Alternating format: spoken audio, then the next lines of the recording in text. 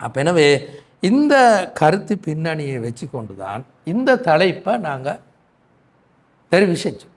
இது எந்த புத்தகத்திலையும் வந்த தலைப்பு மண்ணில் போய் தேடாயிங்கோ, இது ஒரு புத்தகத்திலையும் வரலை. இப்போ நானாக சில ஹதீஸ்களை திரட்டி இப்படி தலைப்பு போடலாம்னு தீர்மானித்து எழுதினது தான் இந்த தலைப்பு. இந்த தலைப்பு கீழே நாங்கள் சில ஹதீஸ்களை கொண்டு வந்து இந்த கருத்தை விளங்கப்படுத்துகிறோம். அதான் நோக்கம்.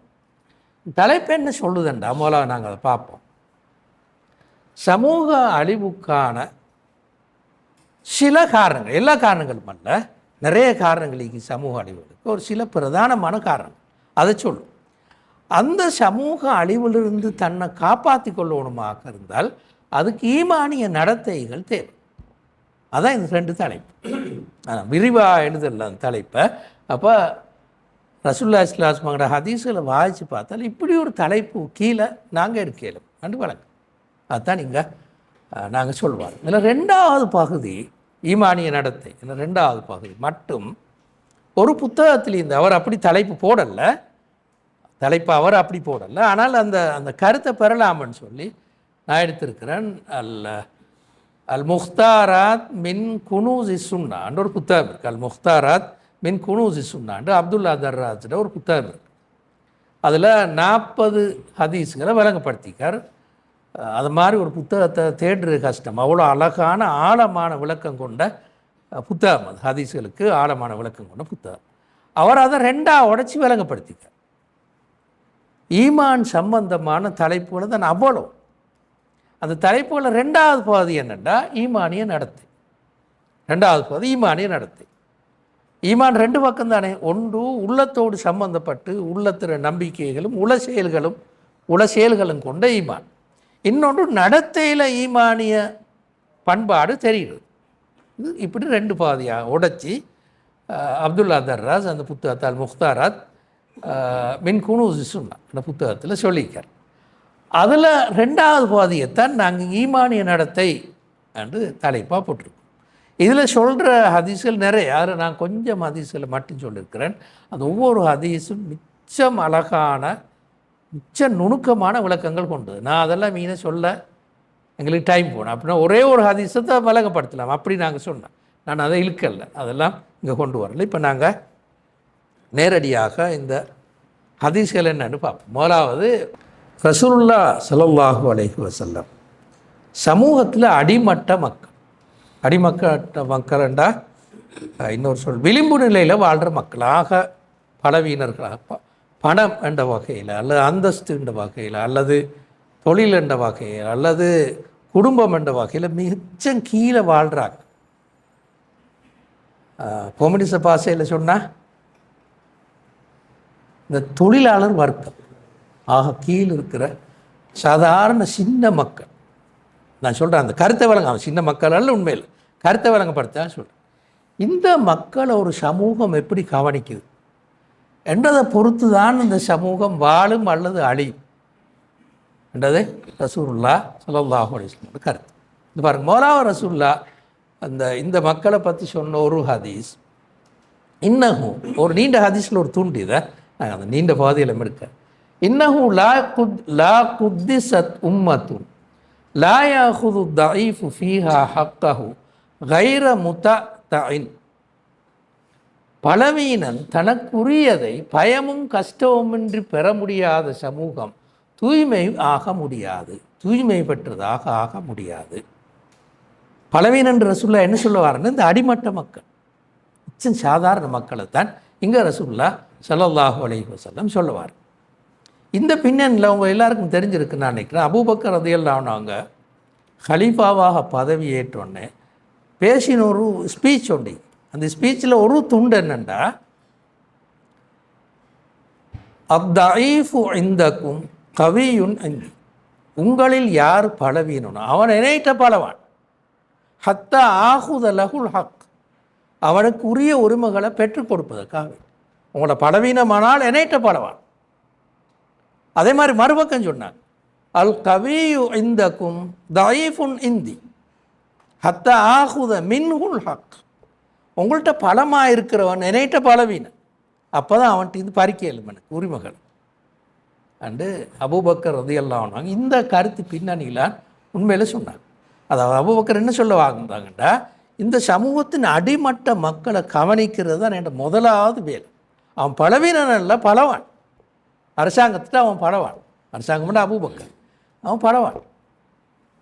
சமூகத்தில் பலமாக தெரிகிறானே, பெரிய பணக்காரனா அல்லாட்டி அப்படி தெரிகிறானே, அவன் உண்மையில் பலவீனன் என்று அபூபக்கர் ரலியல்லாஹு அன்ஹு சொன்னாங்க. அப்போ எந்த சமூகத்தில் இந்த பலவீனன் அடிமட்ட மக்களுக்கு உரிமைகளை பெறுறது கஷ்டமாயிக்குதோ, அவனை வாதாடி இங்கே வைத்து அவரை கெஞ்சி இவரை கெஞ்சி கஷ்டப்பட்டு தான் எடுக்கணும், பயத்தோடான்னு எடுக்கணும்.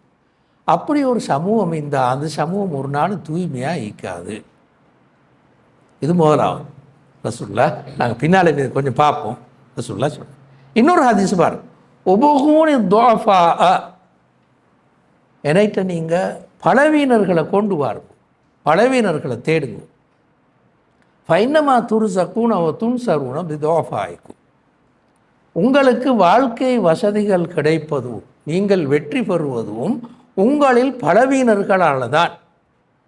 அடிமட்ட மக்களாக வாழ்கிறாங்களே இவங்களால தான் நீங்கள் வெற்றி பெறுறதும், உங்களுக்கு உணவுப் பொருள் கிடைக்கிறதும் வசதி வாழ்க்கை வசதி கிடைக்கிறதும் இந்த அடிமட்ட மக்களால் தான் என்று ரசூலுல்லாஹ் ஸல்லல்லாஹு அலைஹி வஸல்லம். இதெல்லாமே மிச்சம் ஆதாரபூர்வமான ஹதீஸ். நான் அதை அங்கே போட்டிருக்கிறேன். சஹீஹ் இப்னு மாஜா அந்த கிரந்தத்தை எடுத்து அல்பானி சஹீஹான ஹதீஸை தனியாக பிரித்து ஒரு புத்தகமாக தொகுத்திருக்கிறார். அதுக்கு சஹீஹ் இப்னு மாஜான்னு சொல்கிறேன். அதான் அல்பானிட்டு முன்னால் போட்டேன். உண்மையில் அது இமாம் இப்னு மாஜாவோட புக், ஆனால் அதில் சஹீஹான மட்டும் தனியாக பிரித்து எடுத்தார். அதனால தான் சஹீஹ் இப்னு மாஜா. அதே மாதிரி அல்பானியிட இந்த சில்சிலத்து சஹீஹா என்ற ஒரு புத்தகம் இருக்குது. ஹதீஸில் சில்சிலத்துல் அஹாதீஸ் சஹீஹான்ற ஒரு புத்தகம் இருக்குது. அதில் வந்த புக் தான் இந்த உபூனில் துஆஃபா ஃபைன்னமா துர்ஸகூன வ துன்ஸரூன பி துஆஃபாயிக்கும் என்ற ஹதீஸ். அதுதான் நான் ஒரு ஹதீஸ்க்கு பெரிய விளக்கங்கள் சொல்லலை. இன்ஷா அல்லாஹ் பின்னால் நாங்கள் கொஞ்சம் பார்ப்போம். அதை அடுத்த ஹதீஸில் பார்த்துட்டு இப்போ அதே ஹதீஸை முன்னாடி இப்போ நாங்கள் பார்த்த அதே ஹதீஸை ரசூலுல்லாஹ் இன்னொரு மாதிரி சொன்னாங்க. ஹல் துன்ஸரூன வ துர்ஸகூன இல்லா பி துஆஃபாயிக்கும், நீங்கள் வெற்றி பெறுவதும் உங்களுக்கு வாழ்க்கை வசதிகள் கிடைக்கிறது உங்களில் பலவீனர்களால் அன்றி வேறு எதால், பலவீனர்களால் அன்றி உங்களுக்கு வெற்றி கிடைக்கிறதும் வாழ்க்கை வசதிகளுக்கு வேறு யாரால், அவங்கள தான் அவங்களுக்கு கிடைக்கும்.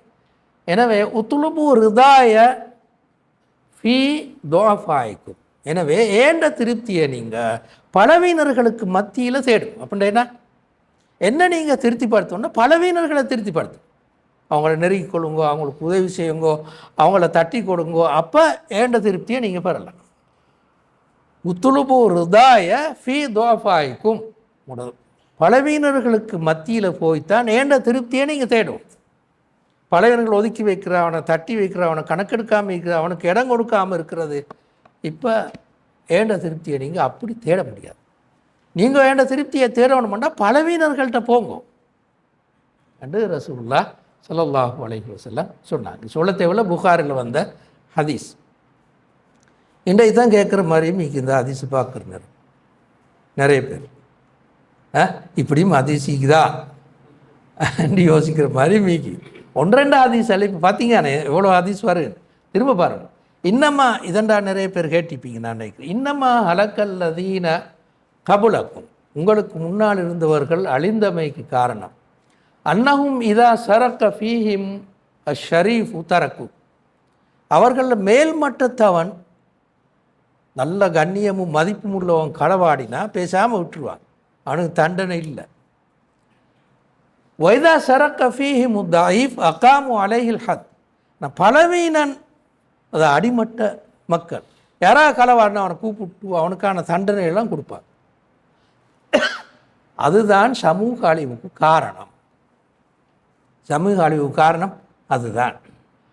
அப்போ ரசூலுல்லாஹ் சொன்னாங்க, வாய்முல்லா அல்லாஹ்மி சத்தியமாக, லவ் அன்ன ஃபாத்திமத பின்த முஹம்மத் சரிகத் லகதஅது யதஹா, முஹம்மதுடைய மகள் ஃபாத்திமா களவாடினாலும் நான் கண்டிப்பாக கையை வெட்டுவேன். ரசூலுல்லாஹ்வுடைய மகளை சொல்லி சொன்னாங்க. எனவே சமூக அழிவுக்கு ஒரு காரணம் இந்த நிலைமை என்று ரசூலுல்லாஹ் ஸல்லல்லாஹு அலைஹி வஸல்லம் சொன்னார். சமூகம் தூய்மை சீர்கட்டு போவதற்கு காரணம் பலவீனம் கவனிக்கப்படாமல் முன்னால் நாங்கள் பார்த்த ஹதீஸ்கள் படி.